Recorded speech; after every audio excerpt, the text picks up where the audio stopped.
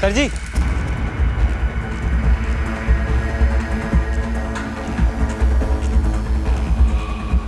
Sir जी वो एक flat किराए पे चाहिए। भाई अभी तो दुकान बंद कर दी है, कल आना, कल बात कर लेंगे। अरे सर जी वो थोड़ा अर्जेंट है, क्या है कि मुझे और मेरे दोस्त को कल ही शिफ्ट करना है तो। इस वक्त तो मुमकिन नहीं है, कल आ जाना, कल बात कर लेंगे, हो जाएगा कुछ ना कुछ इंतजाम।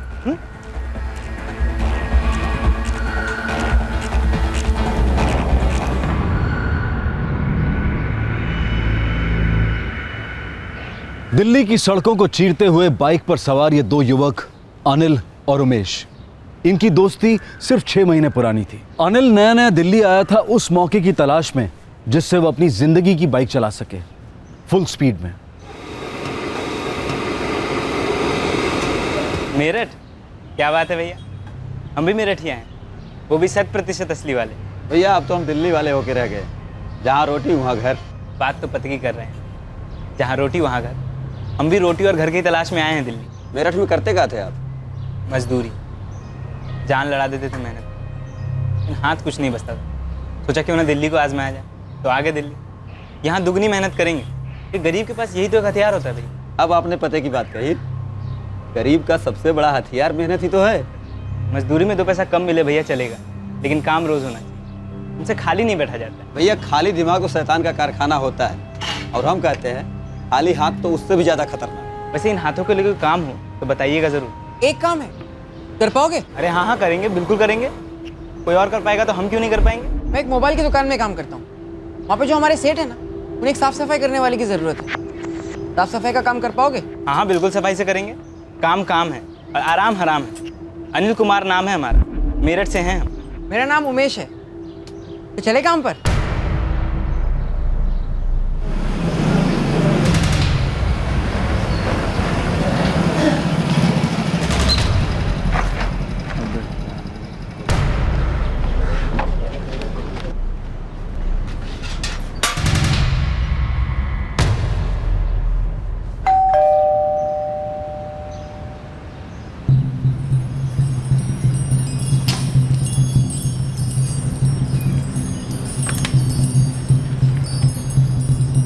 कौन है भाई साहब, इतनी सुबह सुबह क्या काम है? अरे भाई साहब घर दिखाने वाले थे आज आप हमें।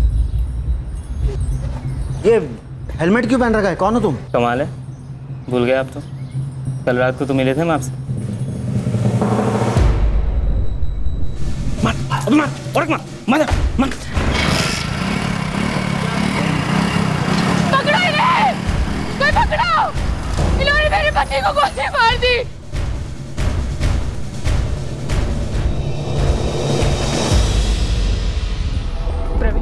कहाँ जा रहे हैं आप? प्रवीण को किसी ने गोली मार दी है। हे भगवान, मैंने उन्हें देखा था रीना भाभी, वो 2 लोग थे, बाइक पर आए और बाइक पर गए। देखिए ना कितना खून बह रहा है इनका। तू शांत हो जा गीता, सब ठीक हो जाएगा।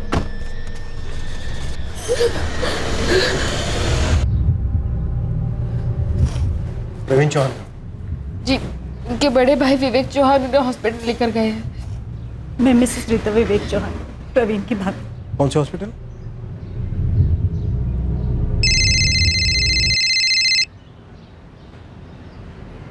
विवेक भैया का फोन। हेलो। प्रवीण नहीं रहा। ये आप क्या कह रहे हैं भैया? ऐसा नहीं हो सकता। गीता ऐसा ही है, उसका इतना खून बह चुका था कि हॉस्पिटल आते आते ही वो जा चुका था। ऐसा नहीं हो सकता भैया, ऐसा नहीं हो सकता, ऐसा नहीं हो सकता, ऐसा नहीं हो सकता रीना भाभी।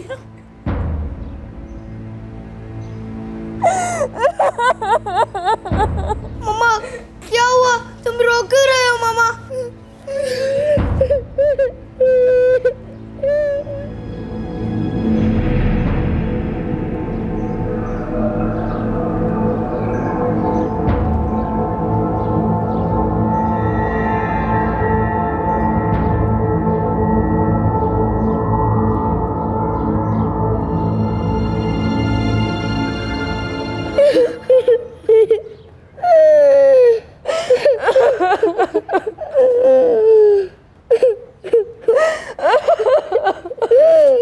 हमें ये बताइए कि एग्जैक्टली क्या हुआ था।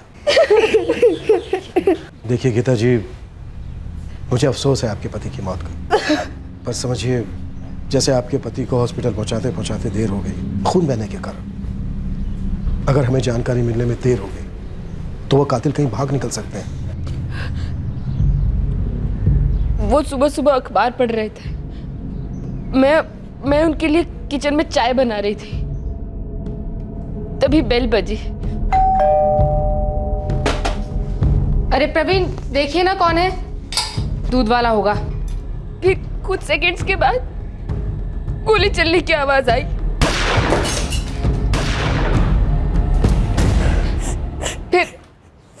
फिर वो लोग बाहर भागे। चेहरा देखा था आपने? 2 लोग थे, जिसमें से एक ने हेलमेट पहना हुआ था। जिसने गोली चलाई उसने मरून रंग की शर्ट पहनी हुई थी और उसके पास एक काला बैग भी था। फिर वो दोनों बाइक पर भाग गए। पकड़ो इन्हें! कोई पकड़ो! इन्होंने मेरे पति को गोली मार दी। फिर मेरे जेठ जी विवेक भैया, हमारे पड़ोसी पवन जी और अविनाश जी आ गए। तब तक बहुत खून बह चुका था। जी, अविनाश त्रिपाठी मेरे हस्बैंड है और वो इस वक्त घर पर नहीं है, हॉस्पिटल गए हैं विवेक जी और पवन जी के साथ। कुसुम जी, आपके घर के बाहर का सीसीटीवी फुटेज चाहिए।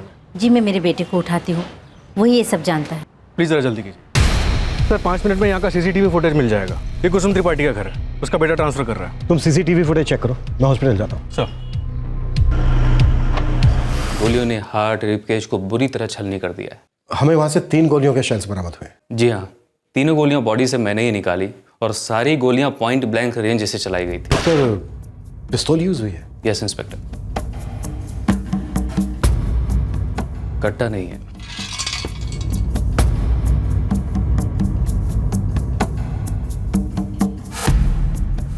हाँ, यही दोनों थे। 3 भाइयों में मैं सबसे बड़ा। प्रवीण मेरे बाप था। हम दोनों मिलकर रियल एस्टेट का बिजनेस चलाते थे। एक छोटा सा ज्वेलरी का बिजनेस भी है। आपने कहा 3 भाई हैं। कपिल, वो सबसे छोटा है, उसका अपना अलग बिजनेस है। आपके भाई प्रवीण को किसी से कोई खतरा था? नहीं सर, हम लोग तो बहुत ही सीधे साधे छोटे मोटे लोग हैं।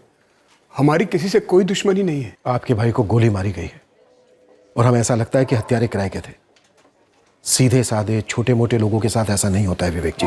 सर, मेरी तो कुछ समझ में नहीं आ रहा है, कोई प्रवीण के साथ ऐसा क्यों करेगा?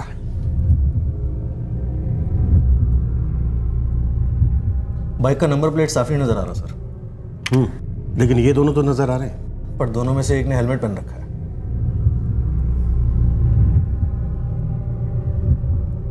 प्रवीण चौहान की वाइफ गीता बता रही थी कि मरून रंग की शर्ट पहनी हुई थी और हाथ में काला बैग था।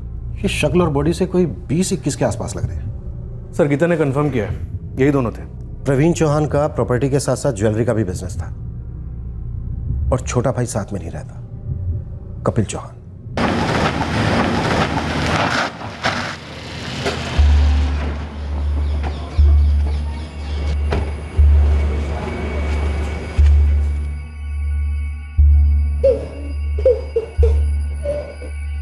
विवेक भैया, प्रवीण भैया कहाँ है? बॉडी अभी पोस्टमार्टम रूम में, कह रहे 3-4 घंटे बाद मिलेगी। माँ, कब हुआ ये? आज सुबह 7:30 के आसपास।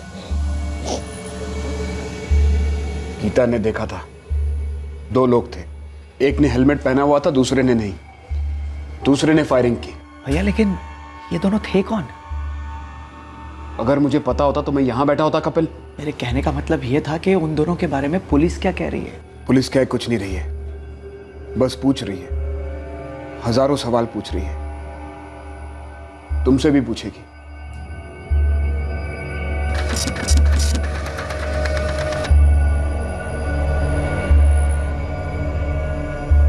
दो हत्यारों में से एक अनिल कुमार पीड़ित प्रवीण चौहान को कत्ल के 1 दिन पहले की शाम को मिला था। एक फ्लैट अर्जेंटली किराए पर लेने की बात हुई थी। सर जी, वो एक फ्लैट किराए पे चाहिए था। अभी तो दुकान बंद कर दिया, कल आना, कल बात कर लेंगे। और दूसरी सुबह अनिल के साथी उमेश ने प्रवीण को गोली मार दी थी। क्या कारण था इस कत्ल का? क्या यह प्रवीण का कोई निजी मामला था या फिर चौहान खानदान के अंदर की कोई बात थी? काफी उतार चढ़ाव के बाद इन्वेस्टिगेशन जाकर इस मर्डर के कारण तक पहुंच पाई, पर वो भी सिर्फ कारण के साए तक। कत्ल का कारण और कत्ल करने वाला घने अंधेरे में छुपा था। सुराग पर सुराग मिलते जा रहे थे, लेकिन अंधेरे पर से पर्दा हटने का नाम ही नहीं ले रहा था। नहीं सर, कोई दुश्मनी नहीं थी। 3 गोलियां मारी गई हैं आपके हस्बैंड को गीता जी। क्यों क्यों मार डाला प्रवीण को? अभी तो हमें इस बारे में कुछ नहीं पता है, लेकिन हाँ, बहुत जल्दी हम पता लगा लेंगे। अगर आप थोड़ी सी कोऑपरेशन और देती हैं तो। मैं और क्या बता सकती हूँ आपको? प्लीज सोचकर हमें बताइए, प्रवीण जी की अंदर से बाहर से किसी के साथ कोई दुश्मनी, धमकी, खतरा, गुस्सा या नाराजगी या ऐसा ही कुछ? अगर ऐसा कुछ भी होता तो मैं आपको बहुत पहले बता चुकी होती सर। मैं भी जानना चाहती हूँ कि वो 2 लोग कौन थे जिन्होंने प्रवीण को मार डाला। आखिर प्रवीण ने क्या बिगाड़ा था किसी का? मकान अलग है हमारे, लेकिन घर एक ही है समझो। बहुत ही करीबी रिश्ता था हम भाइयों का और फैमिलीज का भी। आप दोनों भाई बहुत करीब थे, साथ में रहते थे, काम भी साथ में करते थे, लेकिन आपका छोटा भाई आपके साथ नहीं रहता। हाँ, वो अलग रहता है। बिजनेस भी साथ में नहीं है? उसका बिजनेस भी अलग है। ऐसा क्यों? क्यों? बस है, उसका अपना बिजनेस है, अलग रहता है। सब लोग अपना अपना रास्ता चुनते हैं, अपने अपने रिश्ते बनाते हैं। अक्सर बने बनाए रिश्ते टूट जाते हैं। प्रॉपर्टी भाइयों के बीच दरार डाल देती है। हम भाइयों के बीच प्रॉपर्टी को लेकर कभी कोई झगड़ा नहीं हुआ। आपकी प्रॉपर्टी या फिर ज्वेलरी के बिजनेस में किसी के साथ कोई दुश्मनी, पैसों को लेकर अनबन, कोई लेनदार या जी नहीं। इतनी जल्दी जी नहीं? क्या? मेरा सवाल खत्म होने से पहले आपका आ गया जी नहीं। मुझे ऐसा क्यों लग रहा है कि आप इस जवाब के साथ पहले से तैयार थे? सर, जवाब मैं जानना चाहता हूं, वो भी जल्द से जल्द, कि मेरे भाई को किसने मारा और क्यों। और आपके अलावा इन सवालों के जवाब और कोई नहीं दे सकता। गुनाह है? अपना खुद का बिजनेस शुरू करना गुनाह है? बिल्कुल नहीं, लेकिन गुनाह तो हुआ है।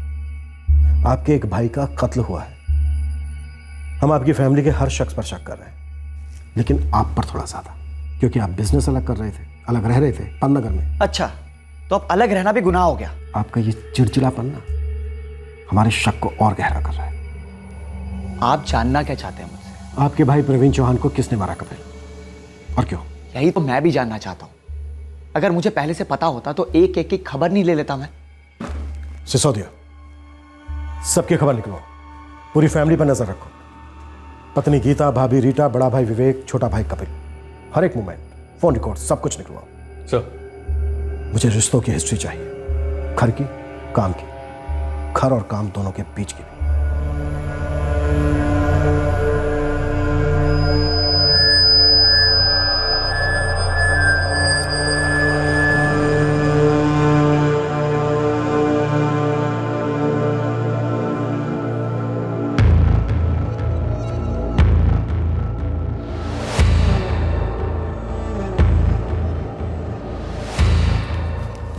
अबे जी चाचू, मैं कुछ ज़रूरी काम से कुछ दिनों के लिए शहर के बाहर जा रहा हूँ, जल्दी लौट आऊँगा। ख्याल रखना अपना। ठीक है।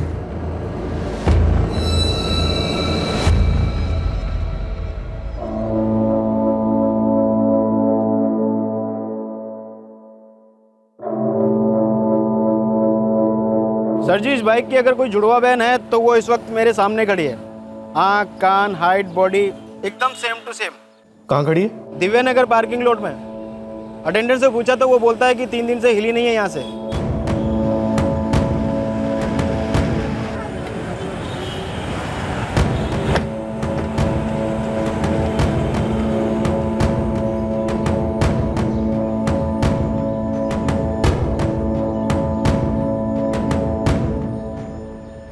साहब 3 दिन से यहाँ पड़ी है, कोई लेने आया ही नहीं। छोड़कर कौन गया था? हज़ारों लोग यहाँ पार्किंग करते हैं साहब, मुझे कैसे याद रहेगा? तेरे इन सीसीटीवी कैमरे को सब याद होगा। जी साहब।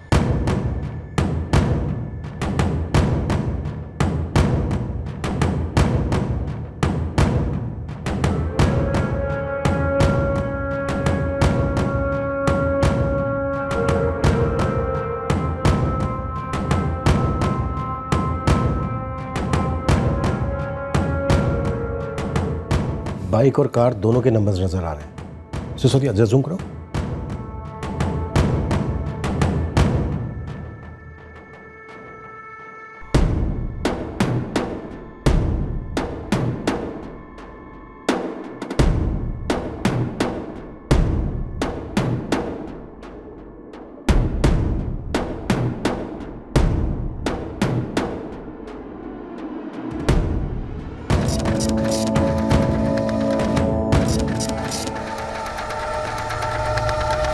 सिसोदिया, कार और बाइक दोनों के मालिकों को उठा लेते।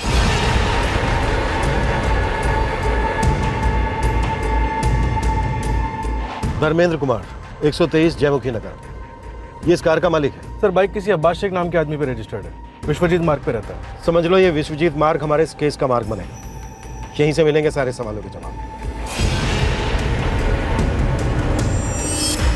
सर जी मैं ही अब्बास शेख हूँ और ये गाड़ी मेरी हुआ करती थी। पेपर तेरे नाम है तो गाड़ी थी कैसे हुई? सर जी 4 साल पहले मैंने इस बाइक को बेच दिया था।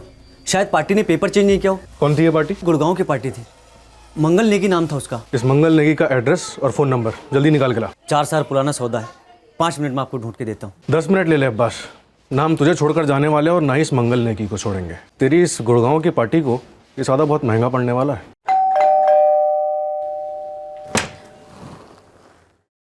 जी धर्मेंद्र कुमार हैं घर पे? जी है, पर बात क्या है? हाँ जी, ये गाड़ी तो मेरी ही है सर, लेकिन ये दिव्या नगर की पार्किंग में क्या कर रही है ये मुझे समझ में नहीं आ रहा है। लेकिन आपकी बात मेरी समझ में नहीं आ रही है। आपकी कार दिन में रात में कहाँ होती है, क्यों होती है, ये आपको पता नहीं होता। कैसे हो सकता है सर? अपनी गाड़ी रोज़ रोज़ यूज़ नहीं करता हूँ सर, मैक्सिमम टाइम तो मैं मेट्रो ले लेता हूँ। किराए पे देते हो? जी नहीं सर, दरअसल हमारी कॉलोनी में ना पार्किंग की बड़ी मुश्किल है सर, तो कई बार मुझे पार्किंग नहीं मिलती है सर, तो मैं अपनी कार एक गैराज के बाहर खड़ी करके आ जाता हूँ और वो वहीं 2-2 4-4 दिन तक खड़ी रहती है सर। कहाँ पर है? सर यहीं अपने जयमुखी नगर में। चाबी आपके पास रहती है? जी नहीं सर, सर वो जो गैराज का ओनर है सुरेश नारंग, उसके पास ही चाबी रखता हूँ। चलिए आइए देख लेते हैं आपकी कार को और इस नारंग को भी।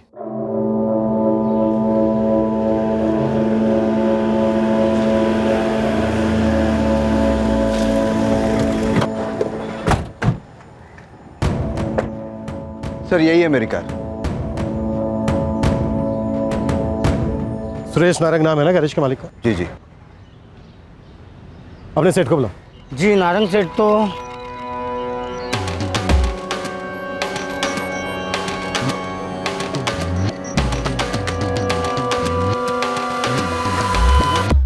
क्या दुश्मनी थी तेरी प्रवीण चौहान के साथ?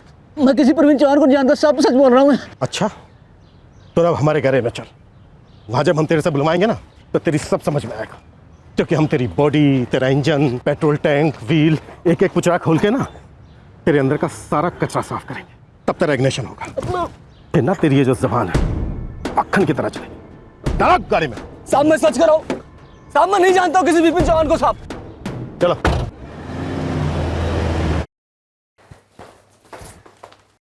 सर इस गुड़गांव वाले मंगल नेगी ने अपनी बाइक चोरी होने की कंप्लेंट दर्ज करवाई थी। अगर ये भी इस प्लान का हिस्सा है तो इस वक्त हमारे हाथ में सुरेश नारंग है। अब 2 और 2 4 होने में ज्यादा टाइम नहीं लगेगा सिसोदिया।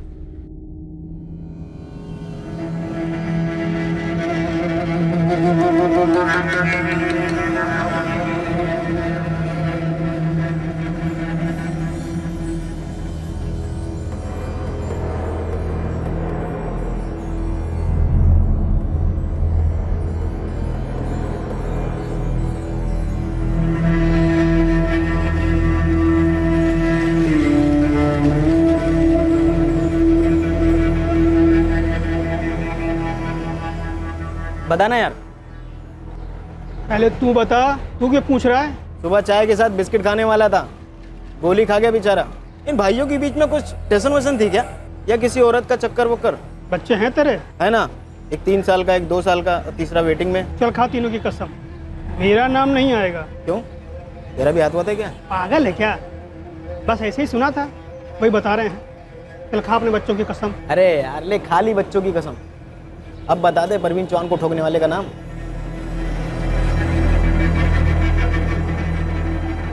सर एक ही बात रटे जा रहा है कि इसे पता ही नहीं इसकी गाड़ी कौन लेके गया था।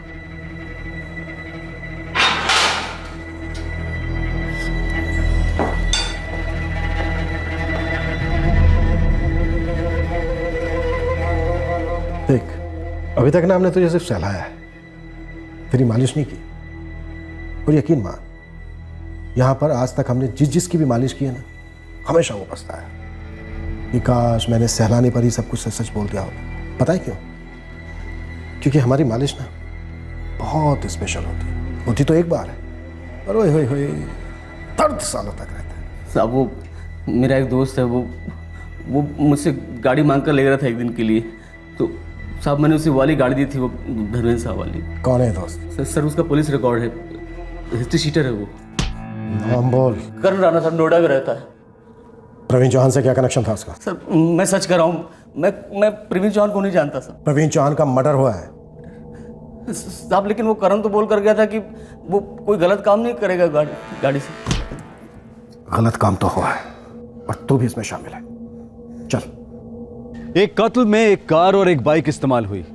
कार किसी और की थी और बिना परमिशन के इस्तेमाल हुई थी, और बाइक चोरी की थी। सुरागों का खाता दो हत्यारों की सीसीटीवी फुटेज से खुला। अब पुलिस की गिरफ्त में एक गैराज का मालिक था जिसने कार एक हिस्ट्री शीटर को दी थी। सुरागों का कारवां तो बनता जा रहा था, लेकिन साजिश का डेरा अभी बहुत दूर था। सबसे अहम सवाल था कि 8 अक्टूबर की सुबह उन दो युवकों ने प्रॉपर्टी डीलर प्रवीण चौहान पर गोली चलाकर उसकी हत्या क्यों की।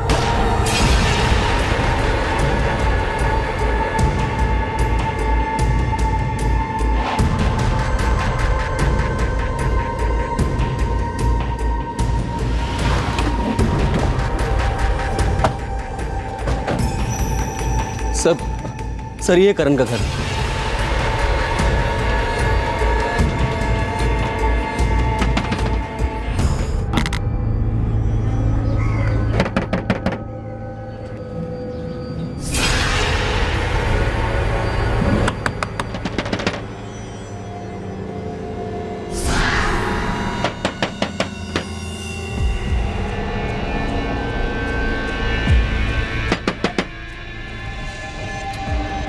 सर वो देखिए।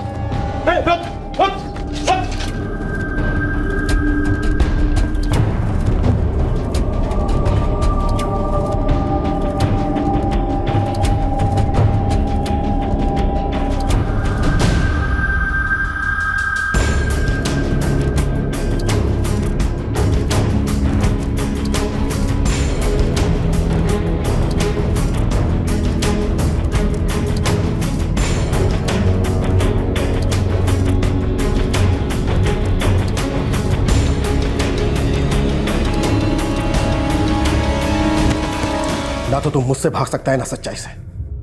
बेहतर होगा कि अपनी इज्जत का हथियार डाल दे। सर जी मैं सच्ची कह रहा हूँ, मुझे कुछ नहीं पता। मुझे सुरेश नारंग ने कहा 2 आदमियों का इंतजाम करने के लिए, मैंने बस वही किया था। मुझे नहीं पता ये प्रवीण चौहान कौन था साहब। वो कहता है उसने तुझे गाड़ी दी। सर जी नहीं सुना, कसम से।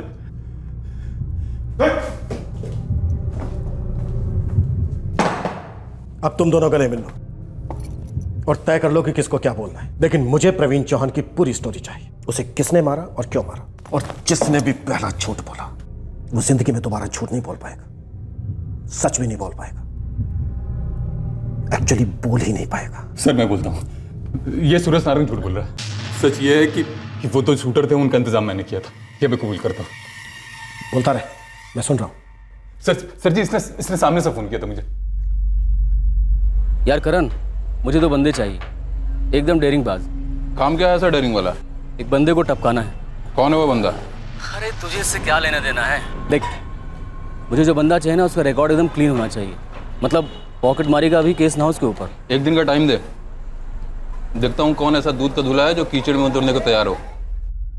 सर जी ईमानदारी से 24 घंटे के अंदर मैंने 2 बंदों का इंतजाम किया और इसे बताया कि रिकॉर्ड क्लीन है, जो काम के लिए राजी है। कौन थे वो 2 बंदे? एक उमेश और एक अनिल, नया है दिल्ली में, मेरठ का लौंडा है।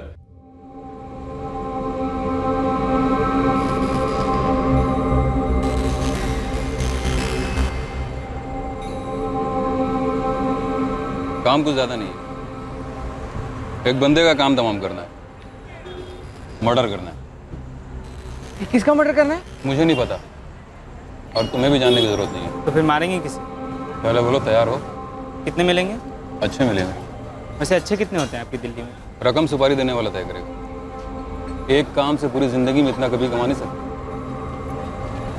पर ये सुपारी ली क्यों जा रही है और कौन है वो आदमी? ये तो वही बताएगा। और इतना जान लो, मारना है मतलब मारना है। सर जी, मैंने उन दोनों बंदों को सुरेश नारंग के हवाले कर दिया था। इसके बाद मुझे कुछ नहीं पता। नारंग बोलना। साहब मुझे नहीं मालूम था किसी की फील्डिंग लग रही है। सब मुझे एक कार और 2 आदमियों का इंतजाम करने के लिए कहा गया था, तो मैंने करण को बोला, इसने 2 आदमियों का इंतजाम किया। साहब इसने अभी तक जो कुछ बोला एकदम सच बोला है। तूने जो अब तक हमसे बोला वो सब झूठ था।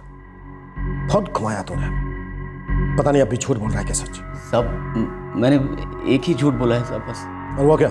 मुझे मालूम था कि किसी प्रवीण चौहान को मारना है, लेकिन ये प्रवीण चौहान कौन बंदा था मुझे कोई आइडिया नहीं था साहब। मतलब तुझे ये मालूम था कि प्रवीण चौहान नाम के किसी आदमी का कत्ल करना है, पर ये नहीं मालूम था कि प्रवीण चौहान कौन है और उसे क्यों मारा जा रहा है? साहब मेरा एक दोस्त है, सब उसने कहा था 2 आदमी और का इंतजाम करने के लिए। ये झूठ बोल रहा है साहब। कार यही लेकर गया था और 2 लौंडों को बंदूक किसी ने दी थी।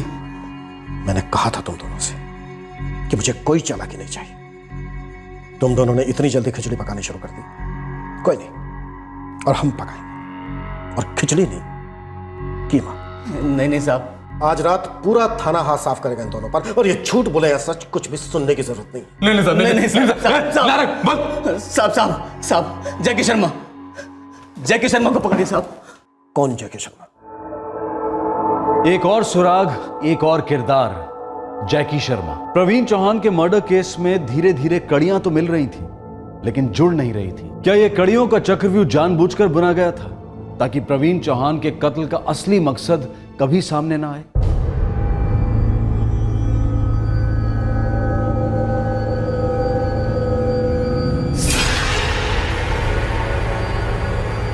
एक सुपारी।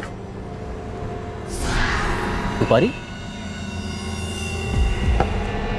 मारना किसको है? प्रवीण चौहान नाम है। लेकिन मारना क्यों है? पैसा, और क्या। बहुत बड़ी सुपारी है, लाइफ बन जाएगी। मुझे क्या करना होगा? एक गाड़ी का इंतजाम करना होगा। ये तुम्हारे लिए बहुत आसान बात है। और 4 हाथों का इंतजाम करना होगा। 4 हाथ मतलब? 2 बंदे जो गोली चलाएंगे, एकदम नए, बिना किसी क्राइम रिपोर्ट के। देख यार जैकी भाई, तू तो ठहरा हिस्ट्री शीटर, जाने तूने क्या क्या किया है, लेकिन भाई अपना धंधा ये नहीं है यार। अबे वो हरिश्चंद्र की औलाद, धंधा होता है जिसमें कम से कम समय में कम से कम मेहनत से ज़्यादा पैसे कमा सके आदमी। लेकिन काम में दिल भी तो होना चाहिए। फायदा अगर लाखों में हो तो दिल और दिमाग दोनों लग जाते हैं सुरेश नारंग। उसके तुरंत बाद मैंने करण को कांटेक्ट किया साहब। इसने 2 लड़कों का इंतजाम किया और इसके बाद मेरा काम था इसको कार देना 8 अक्टूबर की सुबह। ये लो देख करण, काम खत्म होते गाड़ी मुझे यही वापस चाहिए। हाँ ठीक है, वैसे भी कौन सी शादी करनी है तेरी इस खटारा से।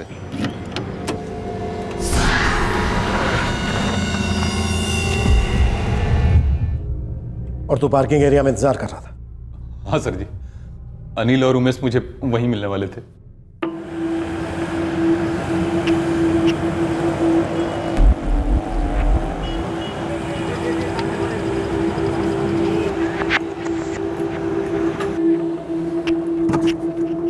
उस आदमी का चेहरा ध्यान से देख लिया है ना? नहीं? फिक्र ना करो सेठ, मेरे दोस्त ने देख लिया है, दिमाग में छप गया है उसके, सिर्फ काम करना बाकी है। अनिल और उमेश को कैसे पता चला कि प्रवीण चौहान कौन है? किसने बताया उन्हें? नहीं पता सर। जैकी शर्मा ने बताया होगा साहब। जब इसने 2 लड़के मुझे दे दिए तो मैं उनको लेकर जैकी शर्मा के पास गया था साहब। उसी ने अनिल को दिखाया होगा कि प्रवीण चौहान कौन है। वो जो शटर डाउन कर रहा है उसी को उड़ाना है। तुम में से कोई एक चेहरा अच्छी तरह देख लो, कल कोई गलती नहीं होनी चाहिए। जी हम जाते।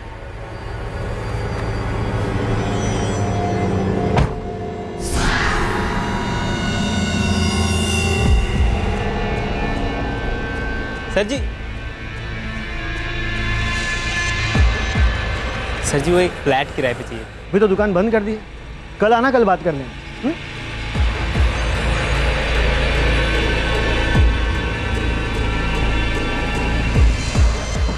मैं तुम्हें घर दिखा चुका हूँ। याद है, तुम्हारे दोस्त को आदमी भी दिखा चुका हूँ। कल काम हो जाना चाहिए। किसी भी तरह की कोई गलती हो ही नहीं सकती उमेश, समझे? अपने दोस्त को भी समझा दो। हमारे दिमाग में फ़ोटो छाप लिया, ये समझिए। अब कोई चांस ही नहीं गलती होने की। 15 मिनट में काम खत्म करके यहीं वापस लौट आना है, समझे? आ जाएंगे।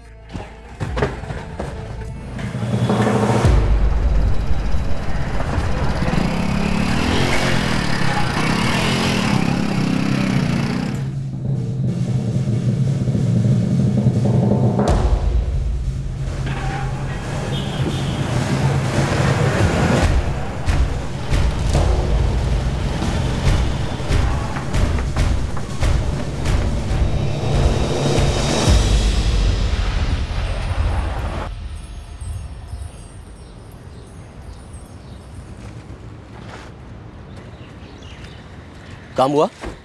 बोल तो रहे हैं काम हो गया। काम हो गया? एक या दो नहीं, 3-3 गोलियां दागी है उसके सीने में। बचने का कोई चांस ही नहीं है। पूरा निशाना लगा के गोली मारी है। ठीक है, अब एक काम करो, तुम दोनों यहाँ से गायब हो जाओ और 3 दिन के बाद जब मिलेंगे हम लोग वापस तो बाकी का जो हिसाब किताब है क्लियर कर लेंगे। देखिए, किताब आप पढ़े हैं, हमें ये सब समझ में नहीं आता। हमें सिर्फ हिसाब मालूम। काम खत्म हो गया, रखिए हथेली पे पैसे। यार सुरेश, मेरा भी हिसाब चुकता कर दे यार। मुझे मेरा हिस्सा मिलेगा तब मैं तुम लोगों को कुछ दे पाऊंगा। और वैसे भी हमसे कहा गया है कि जब तक ये खबर पक्की नहीं मिल जाती है कि प्रवीण चौहान मारा जा चुका, तब तक किसी को कुछ नहीं मिलने वाला है।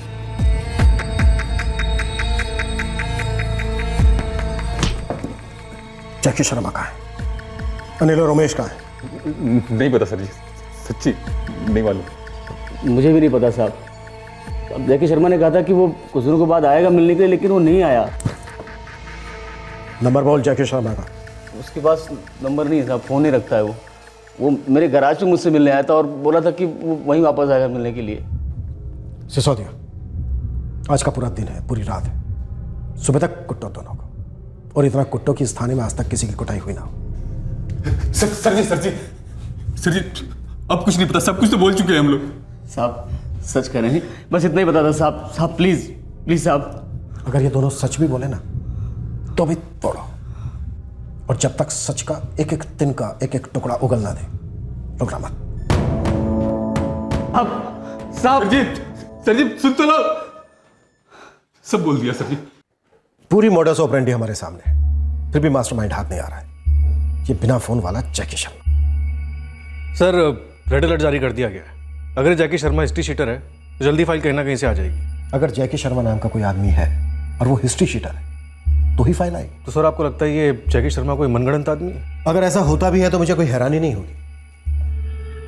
ये करण और सुरेश बहुत मजे में खिलाड़ी हैं। हर बार एक ही मुद्दे पर आकर अटक जाते हैं कि इनको नहीं मालूम कि प्रवीण चौहान कौन था, उसे क्यों मारा जा रहा, और ये जैकी शर्मा कहां है।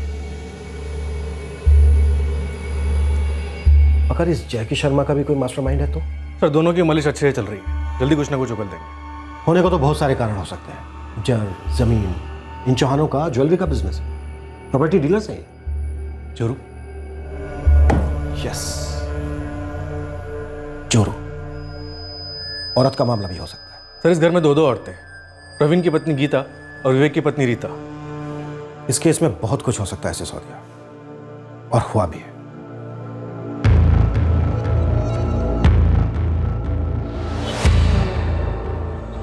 साहब, रास्ता जितना क्लियर दिख रहा है उतना है नहीं, काफी धुंध है। धुंधला है तो वाइपर ऑन कर, क्लियर कर रास्ता। साहब जी, चौहान परिवार में काफी कुछ ऊपर नीचे। किस बात को लेकर? प्रॉपर्टी साहब जी।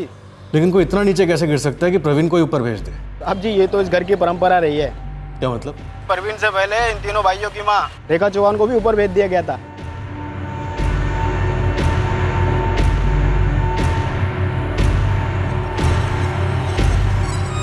तुझे कैसे पता भेज दिया गया था? सर जी, रेखा चौहान के वक्त भी एक पिस्तौल निकाली गई थी और गोली भी चली। सतपाल नगर थाने में आज भी रिपोर्ट दर्ज है सर जी, रेखा चौहान मर्डर केस। किसने किया था रेखा चौहान का मर्डर? बड़े बेटे विवेक चौहान ने लिया था साहब। फिर तो प्रवीण के मर्डर में भी वही शामिल होगा। होने को तो कुछ भी हो सकता है सर जी, लेकिन क्या फैमिली है, पूरी तरह टेढ़ी मेढ़ी। और क्या बोलना चाह रहा है गोविंद, जल्दी बोल। पता नहीं केस से कितना ताल्लुक है साहब, लेकिन उस घर में कुछ अजीब से रिश्ते हैं। कैसे रिश्ते? जैसे कि जो भाई अलग रहता है, सबसे छोटा कपिल, उसके साथ जो लड़का है अभय। हाँ, कपिल का बेटा? नहीं सर जी, वो कपिल का बेटा नहीं है, वो तो सिर्फ कपिल के साथ रहता है। रहता है? तो फिर इसका बेटा है वो? सर जी वो बड़े भाई विवेक चौहान का बेटा है। सर इस विवेक चौहान को उठाए? अभी नहीं, पहले थोड़ा संभल के पूछताछ करते हैं। सर सुरागों की कमी नहीं रही है। हाँ लेकिन मास्टरमाइंड हमसे कितनी चालाकी से छुप कर बैठा है। हमें उस तक पहुंचना है सिसोदिया, उसके ग्रहवान को पकड़ना है, वो भी उस वक्त जो वो सोच भी नहीं सकता।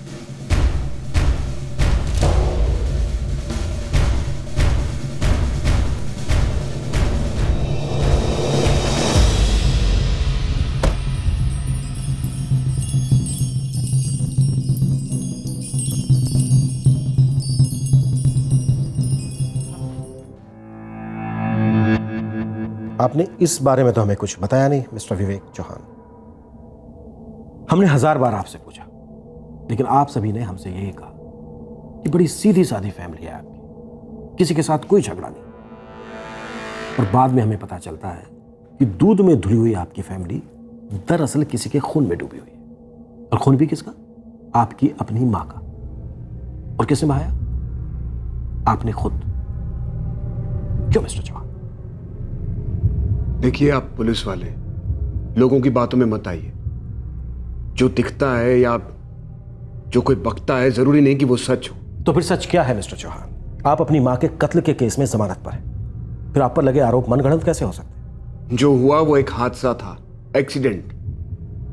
बस मुझे बहुत चालाकी से फंसाया गया। आपने एक पिस्तौल खरीदी थी? हाँ खरीदी थी। मैंने वो बंदूक किसी को मारने के लिए नहीं, बस डराने के लिए ली थी। किसे डराने के लिए? किसी को नहीं, मतलब अगर कोई हमला करता है, कोई अटैक करता है दुकान पर। आप हमारा काम जानते हैं। तो जो पिस्तौल आपने किसी को डराने के लिए ली थी, उसी पिस्तौल से आपने अपनी मां का कत्ल कर दिया। क्यों मिस्टर चौहान? देखिए मैंने आपसे कहा वो एक एक्सीडेंट था। मैंने अपनी मां को नहीं मारा है। मैं बहुत प्यार करता था अपनी मां से। लेकिन आपका बेटा शायद आपसे प्यार नहीं करता, वो अपने चाचा के साथ रहता। ऐसा क्यों? कपिल के कारण मेरा बेटा मुझसे दूर चला गया। सारी जड़ कपिल है। देख कपिल, मां वहां रहेगी जहां वो खुश है, और मां यहां पर खुश है। ठीक है भैया, तो मां से ही पूछ लेते हैं ना कि वो खुश कहां रहेगी और ज्यादा खुश कहां रहेगी। मां से पूछने की कोई जरूरत नहीं है। मां कहीं नहीं जाएंगी, मां यहीं रहेंगी। पर तू अकेला रहता है, मां की देखभाल कैसे करेगा? मां की देखभाल मैं कर सकता हूं भैया। इस तरह झगड़ो मत, एक बार मां से ही पूछ लेते हैं, वो जहां चाहेगी वही रहेगी। प्रवीण भैया इतनी देर से और मैं क्या कह रहा हूं? इसकी बातों को ज्यादा बढ़ावा मत दे। तुझे क्या लग रहा है मां का प्यार इसे यहां पर खींच लाता है? बिल्कुल भी नहीं। इसका एक ही इरादा है कि मां अपनी सारी प्रॉपर्टी इसके अकेले के नाम कर जाए। तो क्या आप इसी कारण से मां को अपने घर में रखना चाहते हैं? फालतू की बकवास ना कर। मैं बड़ा बेटा हूं, इसलिए मां मेरे साथ ही रहेंगी। अब बस भी करो, बंद कर दो मेरे लिए लड़ना। मां ये लड़ाई अपने साथ लेकर आया है। कह रहा है कि आप यहां पर खुश नहीं है। आप खुश नहीं है यहां पे? हाँ मां, आप ही तय करिए कि आप ज्यादा खुश कहां रहेंगी, यहां या मेरे घर में।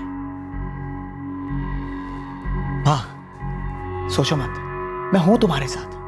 बस एक बार कह दो कि तुम्हें यहां से निकलना है, पूरी दुनिया से लड़के ले जाऊंगा तुम्हें अपने साथ में।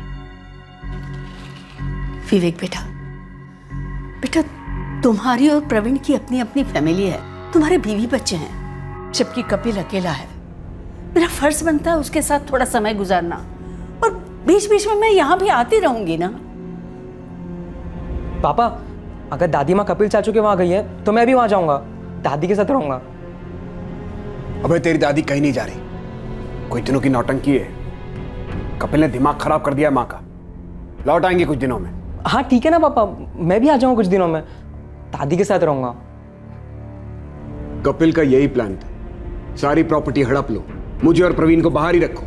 और आपका बेटा अभय? अभय का ऐसा है, वो घर का सबसे बड़ा पोता, जन्म से ही अपनी दादी की गोद में पला बढ़ा, उनका लाडला।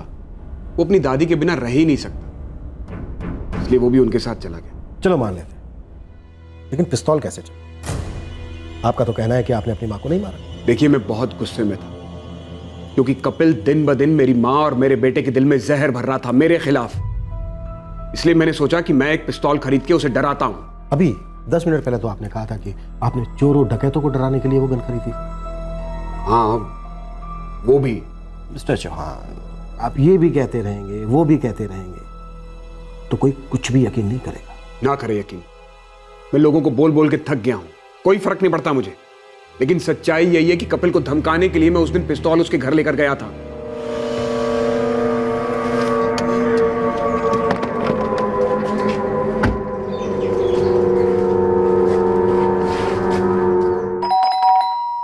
भैया आप जबरदस्ती तो माँ को इस घर से नहीं लेके जा सकते। तो तू जबरदस्ती माँ को यहां पर रोक के भी नहीं रख सकता, तो उन्हें और मेरे बेटे को जबरदस्ती मेरे खिलाफ भड़का भी नहीं सकता। बच्चे को बीच में मत लाइए भैया, साफ साफ बोलिए ना। आप माँ को मेरे घर से अपने घर इसलिए लेके जाना चाहते हैं ताकि माँ की पूरी प्रॉपर्टी का एक एक इंच सिर्फ आपको मिल जाए, और उसके बाद भीख में एक छोटा सा टुकड़ा प्रवीण भैया को दे दें। ओ, तेरी तरह लालची नहीं हूं मैं। तू माँ को इसलिए यहां से नहीं जाने देना चाहता क्योंकि तुझे उनसे नहीं, उनकी प्रॉपर्टी से प्यार है। तो जो भी समझ लो आप, लेकिन माँ इसी घर में रहेगी। और जहां तक अभय का सवाल है ना, तो वो भी अपनी दादी से बहुत प्यार करता है, और अभय से मुझे भी बहुत प्यार है भैया। और अभय इस घर में खुश भी है, लेकिन माँ की और अभय की खुशी आपसे तो देखी नहीं जाती ना। मुझसे मेरी माँ और मेरे बेटे की खुशी नहीं देखी जाती। बिल्कुल। तू देख, वो गोली गलती से चली थी, वो एक हादसा था, एक्सीडेंट और कुछ भी नहीं। लेकिन सोचिए, कपिल ये चांस जाने देता? उसने दुनिया भर में मर्डर मर्डर चिल्लाया, और मेरा बेवकूफ बेटा उसने मेरे खिलाफ स्टेटमेंट दिया।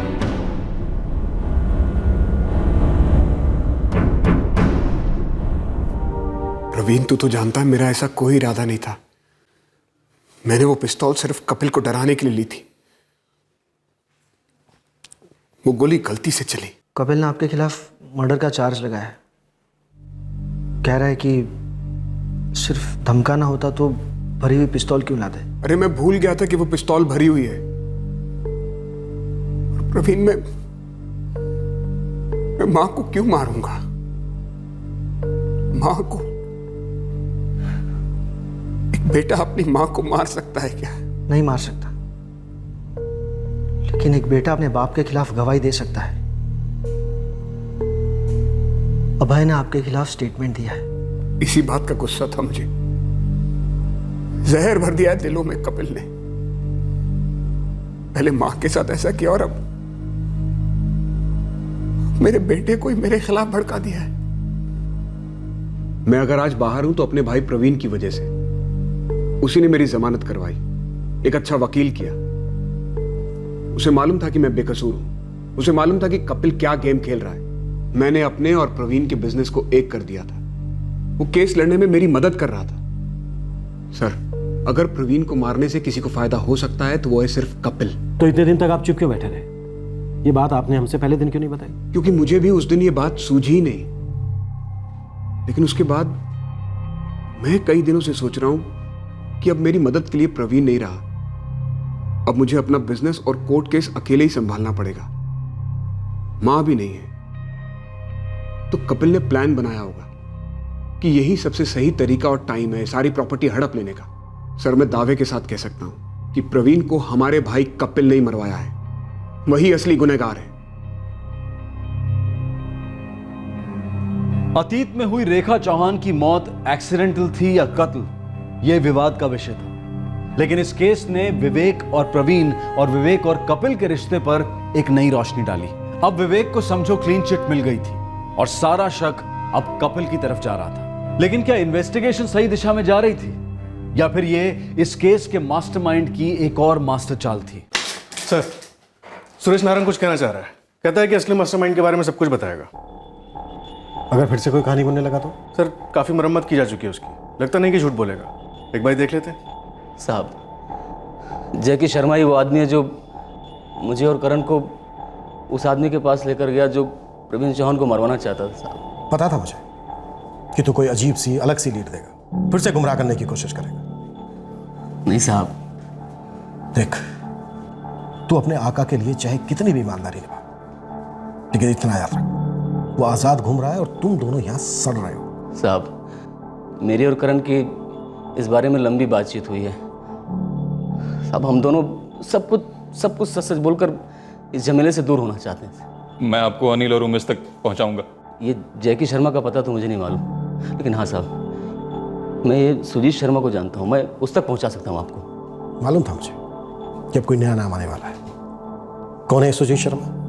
क्या ये भी जैकी शर्मा की तरह कोई भूतिया किरदार है जिसका ना पता है ना मोबाइल नंबर? नहीं साहब सुजीत शर्मा जैकी शर्मा का रिश्तेदार है और जैकी हमें उसी के पास लेकर गया था इससे प्लानिंग करने के लिए। देखो, मामला लाखों का है। वहाँ जाकर प्रवीण चौहान को ठोकने का 1-1 लाख मिलेगा। करण, तुझे 2 लाख, सुरेश 3। 8 अक्टूबर को किसी भी हाल में प्रवीण चौहान खत्म हो जाना चाहिए। मैं अनिल और उमेश को लेकर जाऊंगा और उन्हें प्रवीण चौहान दिखा दूंगा। करण, सामान का इंतजाम तू करेगा। सामान का खर्च अलग होगा ना? बिल्कुल। एक बार प्रवीण चौहान मारा गया, हम सब अलग अलग होंगे, कोई किसी को कांटेक्ट नहीं करेगा। तब तक जब तक मैं ना बोलूं। और एक बार मौत कंफर्म हो गई, सबके पैसे पहुंच जाएंगे, लेकिन तब तक कोई फोन नहीं। ये रहे 20-20 हज़ार एडवांस तुम सबके लिए।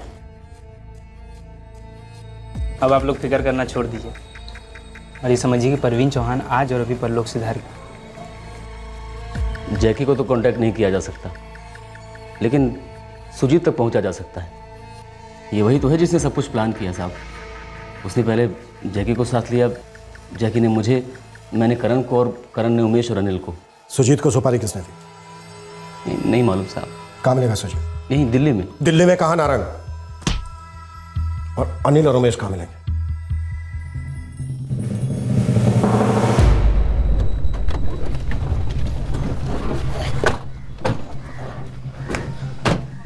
सर वो उधर कोने वाला घर सुजीत का है।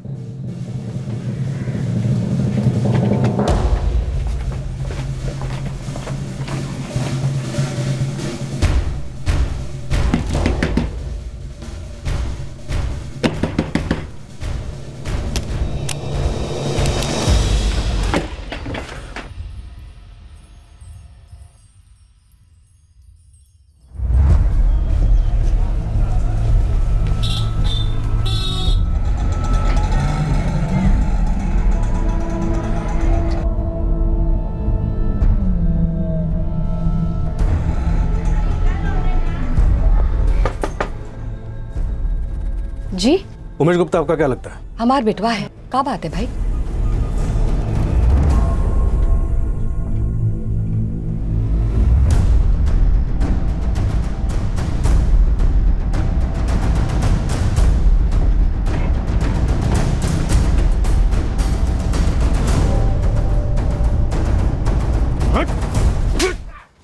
बोल बोल अनिल कहाँ है? बोल। पता नहीं साहब। कुछ तो बताएंगे भी। क्या कर दिया उमेश ने? आपके बेटे ने एक आदमी का खून किया है। बता बता, पिस्तौल कहाँ रखी है? छुपा दी साहब। कहाँ छुपाई है? चल दिखा।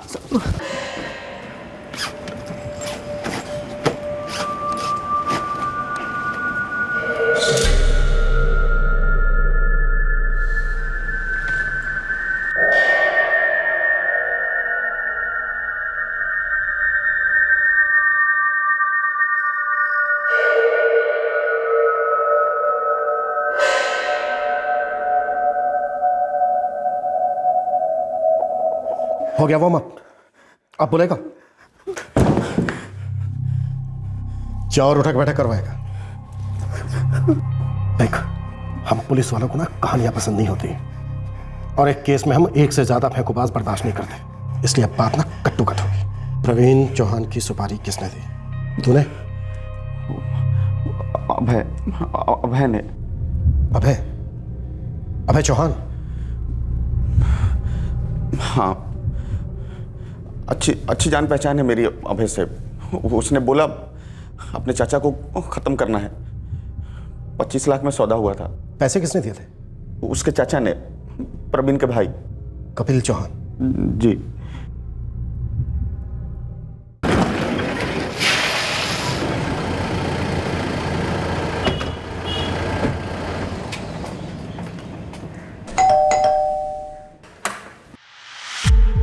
हाँ जी। तुम्हारे कपिल चाचा कहाँ हैं? पता नहीं, बाहर के कुछ काम से। क्यों, क्या हुआ?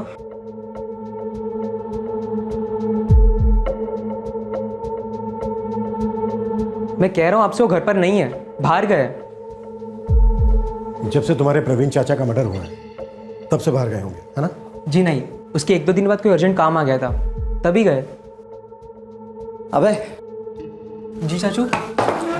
मैं कुछ ज़रूरी काम से कुछ दिनों के लिए शहर के बाहर जा रहा हूँ, जल्दी लौटाऊंगा, अपना ख्याल रखना। ठीक है। और तब से लेकर अब तक उन्होंने तुमसे कोई कांटेक्ट भी नहीं किया होगा। नहीं। कैसा चाचा है? भतीजे को सामने कर दिया। क्या मतलब? अब हमें तुझे अकेले को गिरफ्तार करना पड़ेगा। लेके चला।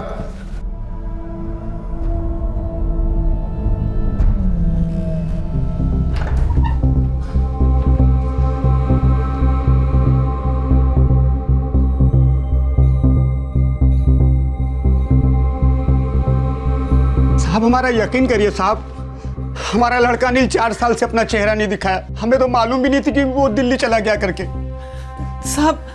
सब हम लोगों ने तो उससे कोई उम्मीद करना ही छोड़ दिया है। हमें लगा कि वो बाहर आवारागर्दी कर रहा होगा। बात आवारागर्दी से ऊपर जा चुकी है। कत्ल का इल्जाम है उस पर और वो फरार है। अगर वो आप लोगों तक पहुंचता है तो सबसे पहले आप हमें बताएंगे। जी साहब। और एक बात, अगर माँ बाप का प्यार बीच में आता है तो तुम दोनों के और जेल के बीच में कोई नहीं आएगा। चलो। सर एक ही बात कितनी बार बोलूं? प्रवीण चाचू के मर्डर के बाद कपिल चाचू को कुछ अर्जेंट काम से बाहर जाना पड़ा। मुझे नहीं पता वो कहाँ है। मेरा उनसे कोई कांटेक्ट नहीं हुआ तब से। तू भी अपने प्रवीण चाचा को मरवाना चाहता था भाई? जी। क्यों? वो तेरे पापा की हेल्प कर रहे थे केस लड़ने में। मेरे लिए मेरे पापा है कपिल चाचू और मेरी माँ थी दादी माँ, जिसे मेरे पापा ने मार डाला। सब मेरे पापा को जिंदा रहने का कोई हक नहीं है। खत्म करना मतलब? चाचू मर्डर की बात कर रहे हो आप? हाँ, मर्डर। हम लोग चुपचाप प्रवीण भैया को जान से मार डालेंगे। पता है क्यों? हाँ पता है, क्योंकि वो पापा को सपोर्ट करते हैं। पापा से नफरत करता हूं मैं। उन्होंने मेरी दादी माँ को मारा चाचू। हाँ बेटा, मुझे लगता है ये प्रवीण चाचू भी शामिल थे दादी माँ के मर्डर में। तुम्हें एकदम ठीक लगता बेटा। और तुम्हें पता है इन दोनों ने क्या सोचा था? क्या? इन दोनों ने सोचा था कि एक साथ मिलकर माँ को खत्म करके माँ की सारी प्रॉपर्टी हड़प कर जाते हैं। ऐसे गंदे लोग हैं ये। पैसों के लालच में अपनी माँ की जान ले ली। और अगर इनका बस चले ना तो ये लोग तुम्हारे कपिल चाचू की भी जान ले सकते हैं। चाचू नहीं, ऐसा कुछ नहीं होगा। दादी माँ के बाद एक आप ही तो सब कुछ मेरे हो। और तुम्हारे अलावा मेरा भी कोई नहीं है इस दुनिया में। और इसलिए बेटा हम दोनों को मिलकर एक दूसरे को बचाना होगा। और बेटा जिंदगी में एक वक्त ऐसा आता है जब खुद को बचाने के लिए अगर हमें किसी को मारना भी पड़े ना तो वो सही होता है ना? जी जी चाचू। तो प्लान ये है कि हम दोनों चुपचाप प्रवीण भैया को अपने रास्ते से हटा देंगे। विवेक भैया तो वैसे भी मां के कत्ल के जुर्म में जेल जाने ही वाले हैं। उसके बाद कोई हमारा कुछ नहीं बिगाड़ पाए। अबे तुम किसी ऐसे आदमी को जानते हो जो हमारा ये काम कर सकता है? हाँ चाचू, एक बंदे को जानता हूँ मैं, वो हमारा काम कर सकता है। सर मैंने सारा जिम्मा सुजीत शर्मा को सौंप दिया था। उसे पैसों का डील कपिल चाचू ने किया। सुजीत ने कर दिया अपना काम जो उसे करना था। और तुम लोगों ने सोचा होगा कि तुम लोग बड़े आराम से रहो। तुझ तक, तेरे कपिल चाचा तक हम लोग कभी पहुंच ही नहीं पाए। सर मैंने वो सब कभी नहीं सोचा। मेरे लिए मेरे दादी माँ की मर्डर का आधा बदला हो चुका है। बस एक बार पापा को जिंदगी भर के लिए जेल हो जाए सर, बदला पूरा हो जाएगा। और जेल में वो अकेले कहाँ रहेंगे? तुम्हारे प्यारे कपिल चाचा भी तो होंगे उनका वहां साथ देने के लिए। और वही क्यों, सुजीत, जैकी, सुरेश, करण, अनिल, उमेश और पता नहीं कौन। हाँ? तुम भी तो होगे वहां। पूरी जवानी नफरत के तेल में उबलते रहे और अब जुर्म का जहर अपने होठों से पी गए, मर्डर में भागीदार बने। अच्छा, बहुत अच्छा करियर बनाया तुमने अभय चौहान।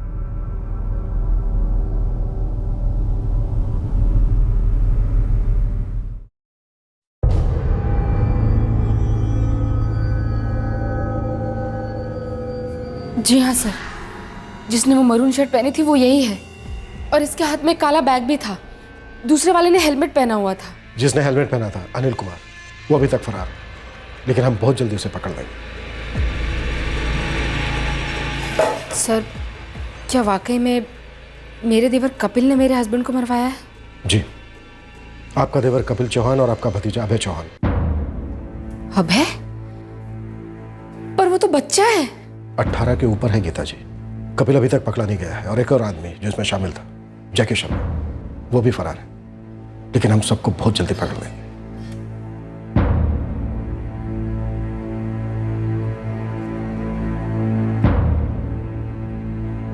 मेरी समझ में नहीं आ रहा कि मेरे बेटे में इतना गुस्सा, इतनी नफरत आई कहां से। भी आपको समझ में नहीं आ रहा है कि हमारे बेटे के अंदर इतना गुस्सा, इतनी नफरत कहां से आई? हाँ? कब झांक कर देखेंगे आप अपने अंदर? विवेक भैया, मुझे लगता है कि आपको माँ जी को कपिल के साथ ही रहने देना चाहिए था। माँ जी भी यही चाहती थी। इस जोर जबरदस्ती से क्या हासिल हुआ किसी को?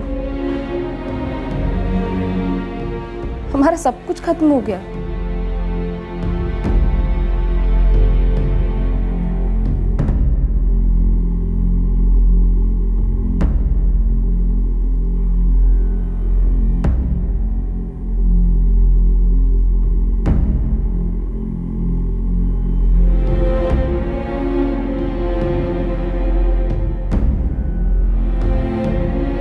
इस षड्यंत्र का मास्टरमाइंड कपिल चौहान और दो अहम किरदार जैकी शर्मा और अनिल कुमार अभी तक पुलिस की गिरफ्त में नहीं आए हैं, लेकिन पुलिस उन्हें गिरफ्तार करने के लिए पूरी कोशिश कर रही है। गिरफ्तार हुए सभी आरोपियों को आईपीसी की धारा 302 के तहत हत्या के लिए, धारा 120 बी के तहत क्रिमिनल कॉन्स्पिरेसी, धारा 34 के तहत कॉमन इंटेंट और आर्म्स एक्ट की धारा 25 और 27 के तहत गिरफ्तार किया गया है। माँ को किस बच्चे के साथ रहना चाहिए, माँ किसकी तरफदारी करेगी, प्रॉपर्टी किसके नाम की जाएगी, ये इनसिक्योरिटी, ये डर, ये गुस्सा, ये जलन, ये सब खून के रिश्तों में बहुत आम सी बात है। हर दूसरे हिंदुस्तानी घर में इस विषय को लेकर चाहे हल्की सी मात्रा में ही सही, लेकिन अनबन जरूर होती है। लेकिन इस अनबन को इस कदर आग देना कि हत्या जैसा संगीन जुर्म अपना फन उठाए, ये आम नहीं है, ये शॉकिंग है, निंदनीय है। फिर हमारे सामने वही सवाल उठता है कि क्या खून के रिश्तों से पैदा हो रहे तनाव का सामना करना दुनिया की दी गई तकलीफों को सहन करने से ज्यादा मुश्किल है?